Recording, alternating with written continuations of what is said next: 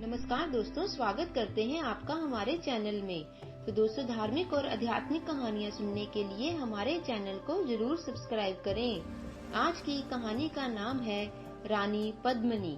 तो दोस्तों, आज हम आपके लिए रानी पद्मिनी की कहानी लेकर आए हैं। पुराने जमाने की बात है। एक राजा था, उसके 7 लड़के थे। 6 का विवाह हो गया था, 7वां अभी कुंवारा था। एक दिन वह महल में बैठा था कि उसे बड़े जोर से प्यास लगी। उसने इधर उधर देखा, परंतु तो सामने से उसकी छोटी भाभी आती दिखाई दी। उसने कहा, भाभी, मुझे 1 गिलास पानी का दे दो, बहुत जोर की प्यास लगी है। महल में इतने नौकर चाकर होते हुए भी सबसे छोटे राजकुमार की यह हिम्मत कैसे हुई? भाभी मन ही मन खींच रही थी।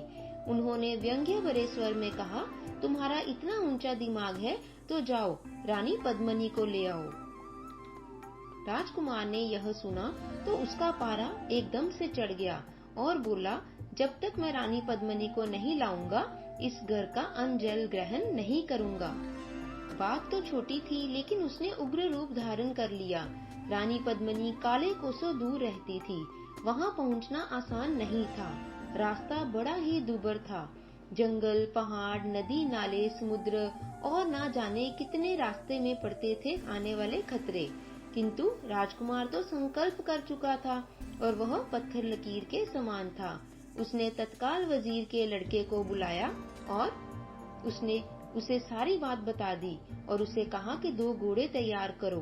वजीर के लड़के ने उसे बार बार समझाया कि रानी पद्मिनी तक पहुंचना बहुत ही मुश्किल है, पर राजकुमार अपनी हट पर अड़ा रहा।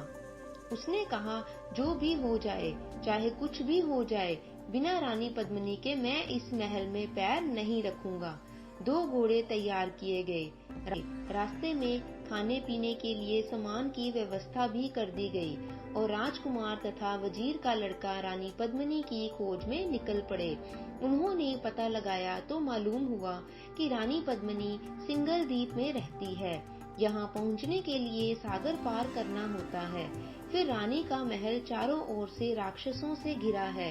उनकी किलेबंदी को तोड़कर महल में प्रवेश असंभव है। वजीर के लड़के ने राजकुमार को एक बार फिर समझाया कि वह अपनी प्रतिज्ञा तोड़ दे, अपनी जान जोखिम में मत डाले। किंतु राजकुमार ने कहा, तीर एक बार तरकश से छूट जाता है तो कभी भी वापस नहीं आता है। मैं तो अपने वचन को पूरा करके ही रहूंगा। वजीर का लड़का चुप रह गया और दोनों अपने अपने घोड़े पर सवार होकर रवाना हो गए। उन्होंने एक अमराई में डेरा लगाया और खाना खाया। थोड़ी देर आराम किया, उसके बाद आगे बढ़ गए। चलते चलते दिन ढलने लगा। गोधूली की बेला आई। इसी समय उन्हें सामने से एक बहुत बड़ा बाग दिखाई दिया।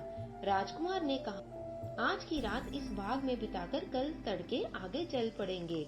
बाग का फाटक खुला था और वहाँ कोई चौकीदार या रक्षक नहीं था। वजीर के लड़के ने इधर उधर निगाह डालकर कहा, मुझे तो यहाँ कोई खतरा दिखाई देता है। हम लोग यहाँ ना रुककर आगे और कहीं रुकेंगे। राजकुमार हंस पड़ा और बोला, बड़े डरपोक हो तुम। क्या यहाँ पर तुम्हें कोई खतरा दिखाई दे रहा है? देखते नहीं कितना हरा भरा बाग है। वजीर के लड़के ने कहा, आप माने या ना माने, मुझे तो यहाँ पर कोई भेद छिपा लग रहा है। राजकुमार ने उसकी एक ना सुनी और अपने घोड़े को फाटक के अंदर बढ़ा दिया। बेचारा वजीर का लड़का भी उसके साथ पीछे पीछे बाग में घुस गया। यूं ही वे अंदर पहुँचे कि बाग का फाटक अपने आप ही बंद हो गया। राजकुमार और वजीर के लड़के को काटो तो खून नहीं। ये क्या हो गया? वजीर के लड़के ने एकदम से राजकुमार से कहा, मैंने आपसे कहा था ना कि यहाँ पर ठहरना मुनासिब नहीं है, पर आप मेरी बात नहीं माने। उसका नतीजा देख लिया अब। राजकुमार ने कहा, यह सब छोड़ो, अब यह सोचो कि हम करें क्या। वजीर का लड़का बोला, अब तो एक ही रास्ता है कि हम घोड़ों को यही पेड़ पर बांध दें और किसी घने पेड़ के ऊपर चढ़कर बैठ जाएं। देखें आगे क्या होता है। दोनों ने यही किया। घोड़े बांधकर वह एक ऊंचे पेड़ पर चढ़ गए और चुपचाप बैठ गए। अंधकार फैल गया था, सन्नाटा छा गया था। राजकुमार को नींद आने लगी। तभी उन्होंने देखा कि हवा में उड़ता हुआ कोई चला आ रहा है। दोनों कांप उठे। हवा का वेग रुकते ही वह आकृति नीचे उतरी। उसकी शक्ल देखते ही दोनों को लगा कि वे पेड़ से नीचे गिर पड़ेंगे। वह एक परी थी।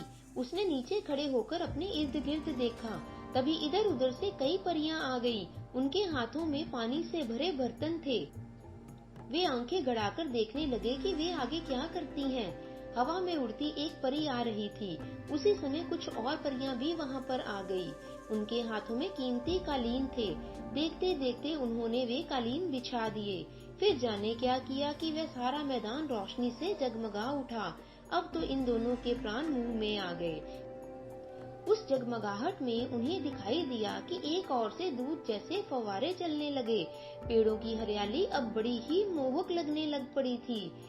जब वे दोनों असमंजस में डूबे उस दृश्यावली को देख रहे थे, आसमान से कुछ परियां एक रत्न जड़ित सिंहासन लेकर उतरी। उन्होंने उस सिंहासन को एक बहुत ही कीमती कालीन पर रख दिया। सारी परियां मिलकर एक पंक्ति में खड़ी हो गईं। राजकुमार ने अपनी आंखें मली, कहीं सपना तो नहीं है। तो दोस्तों, आखिर कौन थी वो राजकुमारी? क्या वो वास्तव में एक परी थी या वो कोई राजकुमारी थी? और वो परियां उसके साथ जो थी वो कौन थी? क्या वो राजकुमारी की सहेलियां थी या राजकुमार के लिए कोई जाल बिछाया जा रहा था, या राजकुमार कोई सपना देख रहा था? क्या राजकुमार रानी पद्मिनी तक पहुंच पाएगा कि या उसकी कहानी यहीं पर ही खत्म हो गई थी? इन सब बातों का उत्तर जानने के लिए देखिए रानी पद्मिनी का भाग 2। अगली बार हम कहानी का अंत करने के लिए आपके लिए भाग 2 लेकर आएंगे। तो दोस्तों, अगर आप चैनल पर नए हैं तो हमारे चैनल को सब्सक्राइब जरूर कीजिए और इसी प्रकार की रोचक कहानियां सुनने के लिए हमारे साथ जुड़े रहें।